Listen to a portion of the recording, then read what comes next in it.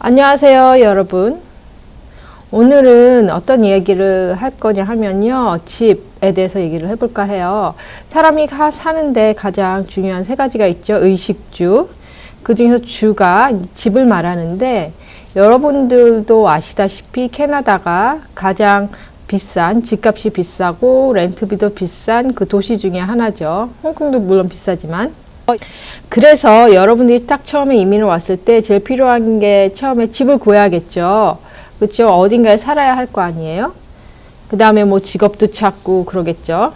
그런데 캐나다에 사는 캐나다인이나 뭐 이민자들 다 포함해서 3분의 1이 렌트를 해서 살고 있고요.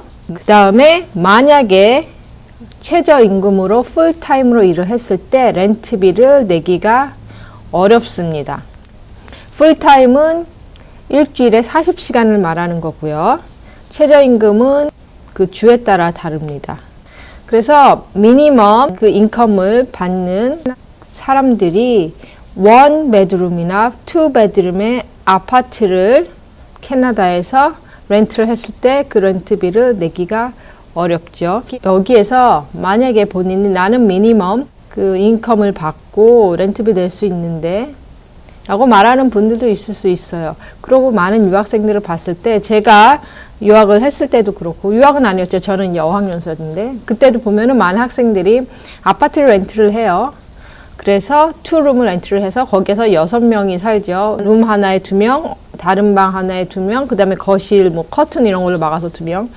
그렇게 하면은 뭐 일주일에, 아니야, 한 달에 한 600불 정도 내고 살 수 있을 거예요. 근데 그렇게 사는 거는 이민자가 그렇게 살 수는 없죠. 이민이라는 것은 여기에 와서 정착을 해서 사는 거기 때문에 템포러리로 잠깐 그렇게 살 수 있지만 장기적으로 봤을 때는 그렇게 살 수가 없죠. 그래서 여기서 말하는 기준은 방 하나, 원룸이나 투룸 아파트를 말하는 거고, 그래서 만약에 싱글인 사람이거나 아니면 가족인데 원인컴, 그렇죠, 한 사람만 일하는 경우에 미니멈 인컴을 받고 산다면 렌트비를 내기가 어렵다는 겁니다. 그래서 만약에 미니멈 인컴, 최저임금을 받거나 또는 fixed income, 인컴이 한번 이제 들어갔는데 오르지 않는 직업들이 있죠. 아니면 싱글 인컴일 때 원룸이나 투룸 아파트의 렌트를 내기가 어렵습니다. 렌트비를요. 자, 그러면은 어떤 직업들이 미니멈 인컴을 받는지 궁금하겠죠. 거기에 5가지 대표적인 최저임금을 받는 직업들이 있고요. 그 직업을 가졌을 때는 렌트비를 내기가 어렵다는 통계가 나왔어요. 그럼 한번 5가지 직업을 알아볼게요. Administrative Assistant, 사무보조죠. 평균 23.55달러를 받고요. 그 다음에 Retail Salesperson, 어떤 쇼핑몰이나 그런 데서 일하시는 그 물건을 파시는 분들 평균 18.70달러 받고요. 캐셔, 계산 하시는 분들이죠. 13.45달러 받고요. 평균. Food Counter Assistant 아니면 Kitchen Helper. Food Counter Assistant는 예를 들면 맥도날드나 이런 데서 일하시는 분들이 있죠. 패스트푸드 그 식당에서 일하시는 분들, 그 다음에 그 주방에서 식당이나 이런 주방에서 도와주시는 분들 평균 13.40달러 받고요. Food Beverage Server, 그러니까 웨이터랑 웨이트리스겠죠. 12.05달러 받습니다. 평균. 이거는 이제 그 팁을 제외한 거겠죠.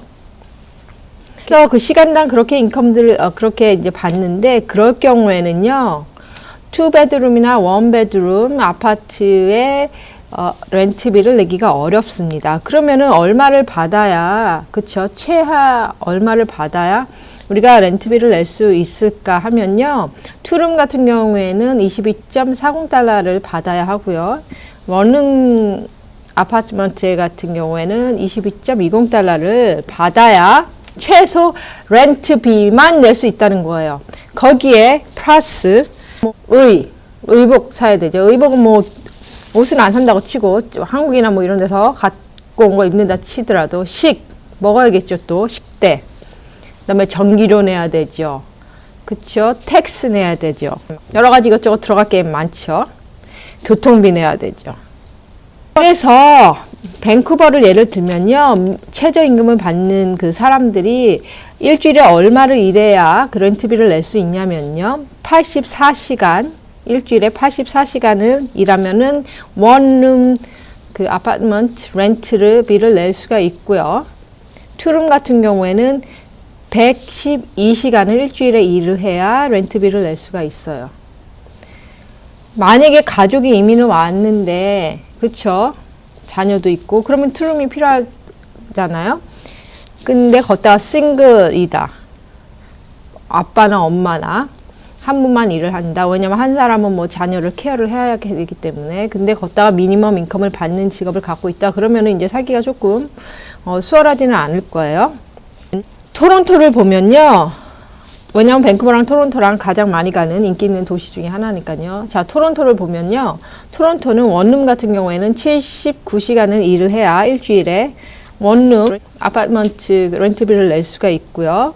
투룸 같은 경우에는 96시간을 적어도 일을 해야 낼 수가 있습니다. 렌트비를요. 쉽지가 않죠.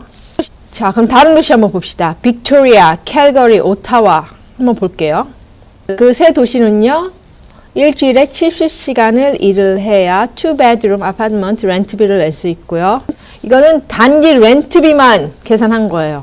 다시 말하지만 걷다가 식대 들어가고 뭐 이것저것 전기료 내야 되고 그쵸? 그런 거 엑스트라예요.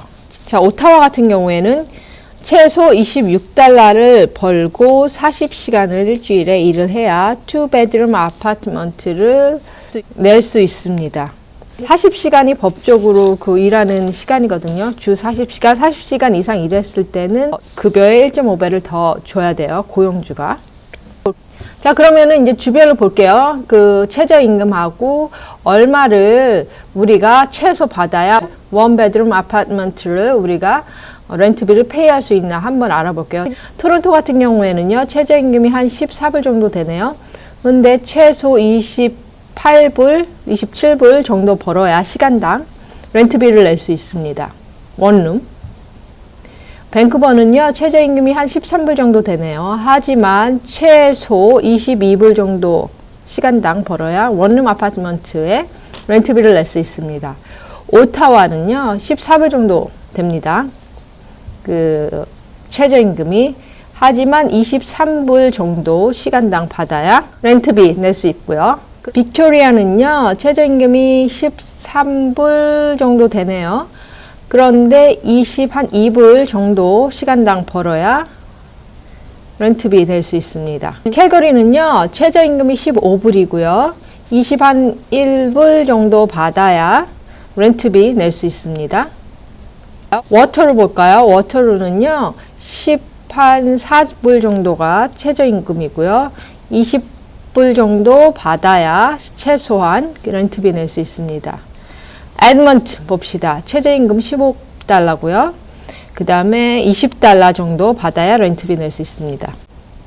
자, 그럼 인기 있는 도시들 볼게요. 그래도 좀 사람들이 많이 사는 도시들. 킹스턴 보면요. 최저임금이 한 14불 정도 되는데 한 19불 정도는 받아야 렌트비 낼 수 있고요. 그 다음에 윈저 봅시다. 윈저는요. 최저임금이 14불 정도 되는데 15불 정도 받아야 렌트비 낼 수 있고요. 그 다음에 몬트리올 봅시다. 몬트리올은요. 13불 정도 최저임금 되고요. 14불 정도 받으면 렌트비 낼 수 있습니다. 퀘벡 볼게요. 퀘벡은요. 13불 정도 최저임금 되고요. 한 14불 정도 받으면 그 렌트비 낼 수 있습니다. 최저임금을 받고도요. 렌트비를 낼 수 있는 도시들이 있어요. 사람들이 많이 그래도 사는 도시 중에 한번 볼까요? 킹스턴, 런던, 윈저, 캐서린, 그 다음에 서드베리, 온타리오주에는 그렇게 있고요. 그 다음에 온타넌, 샌존, 그 다음에 퀘벡시티, 몬트리올, 카지노, 여기는 퀘벡이죠. 거기는 모든 집들이 그런 건 아니지만 잘 찾아보면은 최저임금을 받고도 원 베드룸을 렌트비를 낼 수 있는 아파트먼트들이 있습니다. 자, 그래서 평균적으로 보면 캐나다의 평균을 보면요. 일주일당 40시간을 일해서 22.40달러를 받으면 투룸 아파트먼트의 렌트비를 낼 수 있고요. 그 다음에 20.20달러를 벌면 원룸 원 베드룸 그 아파트먼트 렌트비를 낼 수 있는 거예요. 캐나다 전체 평균을 보면. 하지만 이거는 캐나다 전체 평균이기 때문에 자기가 원하는 도시를 골라서 거기에 렌트비를 내려면 자기가 얼마를 벌어야 하는가를 잘 따져 보셔야 한다는 거예요. 그리고 이건 어디까지야? 렌트비만 계산한 거예요. 렌트비만. 식대, 그 다음에 뭐 차 유지비 이런 거 다 빼고. 그래서 그런 것까지 다 계산을 하려면은 그거보다는 더 벌어야 한다는 거죠. 그래서 오늘은 좀 무거운 주제가 될 수도 있지만 그래도 여러분들이 캐나다에 왔을 때 현실이 어떤가를 알아야 하기 때문에 렌트비가 얼마나 되는지 알아야 자기가 철두철미하게 준비를 할 수 있기 때문에 렌트비에 대한 얘기를 좀 무거운 얘기를 했어요. 그래서 캐나디안들도 투잡 갖고 있는 사람 많고요. 자기의 그 인컴이 높지 않은 분들은요. 심지어 3잡 갖고 있는 분들도 많아요. 그래서 많은 그 희망과 부푼금을 안고 캐나다에 오지만 현실은 그렇게 밝지만은 않다. 그래서 이민자로서 이민을 오면은요. 한국에 있을 때보다 2~3배는 노력을 해야 한다는 각오를 갖고 오셔야 합니다. 그럼 다음 시간에 봅시다. 구독, 좋아요, 알람 눌러주세요. 다음 시간에 봐요.